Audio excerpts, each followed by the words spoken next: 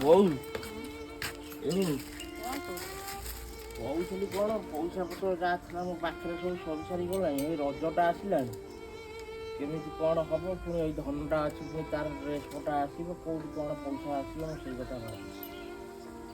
ଆରେ ଆମେ ବା ଗାଁରେ ରହିଛ, ଗାଁରେ ରହିଲେ ତୁ କ'ଣ? ଏତେ ବ୍ୟସ୍ତ ଅସ୍ତ କାହିଁ ହଉଛୁ? ଗାଁରେ ରହିଛ ବୋଲି କ'ଣ ପଇସା ଦରକାର ନାହିଁ?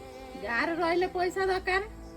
ଗାଁରେ ଖାଲି କ'ଣ ଚାକିରି ଉପରେ ନିର୍ଭର କରନ୍ତି, ନା ଯୋଉ କାମ ଧନ୍ଦା କରୁଛନ୍ତି ତା ଉପରେ ନିର୍ଭର କରନ୍ତି, ନା କିଏ ଦେଲା ତା ଉପରେ ନିର୍ଭର? ଗାଁରେ ଆମେ ଯେହେତୁ ରହିଛୁ, ଆମ ଗାଁରୁ ବି କିଛି ପଇସା ଆମେ ତା ଦେହରୁ ଇନକମ୍ କରିପାରୁଛୁ। ଆମେ ଗାଈ ଦୁଇଟା ରଖିଛୁ, ଚାଷବାସ ଆମର ମୁଗ ଚାଉଳ ଧାନ ବିରି ଭଲ ମନ୍ଦ ଅଛି, ତା ଦେହରେ ବାରିରେ ପନିପରିବା ଅଛି, ଘରେ ଜାଳ ଅଛି, ତା ଦେହରେ ଏତେ ଟେନସନ୍ ହେବା କ'ଣ ଦରକାର? ଆମେ ଯେଉଁ ଗାଈ ଗୋରୁ ରଖୁଛୁ ତା ଦେହରେ ଦୁଇ ପଇସା ଯେଉଁ ଇନକମ୍ କରୁଛି, ମୁଁ ତ ତାକୁ ରଖୁଛି, ତୁ ତ ଘର ଚଳ। ଯେତେବେଳେ ସରିଯାଉଛି ସେ ପଇସାଟା ମୁଁ କ'ଣ ରଖିଛି ତତେ ଦେବେନି ଅସୁବିଧା ବେଳେ? ମନ ଦୁଃଖ କରିବାରେ କ'ଣ ଅଛି? କାହା ପାଖରେ ବହୁତ ପଇସା ଅଛି ସେ ଭଲସେ ରଜ ପାଳିବେ, ଆମ ପାଖରେ ଯେତିକି ଅଛି ଆମେ ସେତିକିରେ ଚଳିବା। ତା ଦେହରେ ତ କିଛି ମନ ଦୁଃଖ କରିବାର ନାହିଁ। ପିଲାଦିନୁ ମୁଁ ତମକୁ ଯେମିତି ଗଢ଼ି ଆଣିଛି ତମେ ପୁଣି ସେମିତି ଗଢ଼ି ହେଇ ଆଇଛ ନା ନାହିଁ? ନା ମୁଁ କହୁଥିଲି, ସେଇଆ କହୁଥିଲି, ସଉଦାପତ୍ର ନାହିଁ, ଏବେ ସଉଦାପତ୍ର ଆସିବ ଅବିକା, ଯାହା ପଇସା ପତ୍ର ସଉଦା ଆସିବା ଟେନସନ୍ କରନା। ତୁ ଯେଉଁ ସଉଦା ବ୍ୟାଗ୍ଟା ଆଣି ମୋତେ ଧରାଉ, ମୁଁ ତା ଦେହରୁ କେମିତି କ'ଣ ଚଳାଏ ସେଇଟା କ'ଣ ଜାଣିପାରୁଛୁ?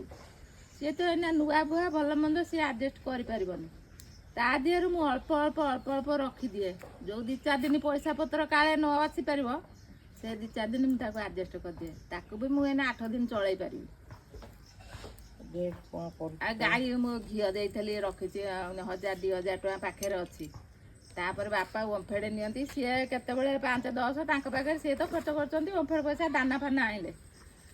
କିଏ କେତେବେଳେ ଛେନା ଖଣ୍ଡେ ଖୋଜିଲା, କିଏ ଘିଅ 500 ଖୋଜିଲା, କିଏ ଭଲ ମନ୍ଦ ଖୋଜିଲା, ସେ ପଇସାଟା ମୁଁ ରଖି କ'ଣ କରିବି? ତମ ଅସୁବିଧା ପାଇଁକା ମୁଁ ରଖିଛି ତାକୁ। ଆଉ ତୁ କାହିଁ ଚିନ୍ତା କରୁଛୁ? ଦେଖ କ'ଣ କରୁଛୁ କର, ମୁଁ ଯାଉଛି, ଆସେ ବାପା ଯାଇଛନ୍ତି ବାରିଆଡ଼େ, ମୁଁ ଯାଉଛି। ବାରିରେ ଶୁଖିଲା ଡାଇଜିଟା ନାଗିଥିଲା ଗଲୁ, ତାକୁ ପାରିବେନି ସିଏ, ତାଙ୍କ ପାଖରେ ଟିକେ ସାହାଯ୍ୟ କର। ହଉ ମୁଁ ଯାଉଛି। ଯା।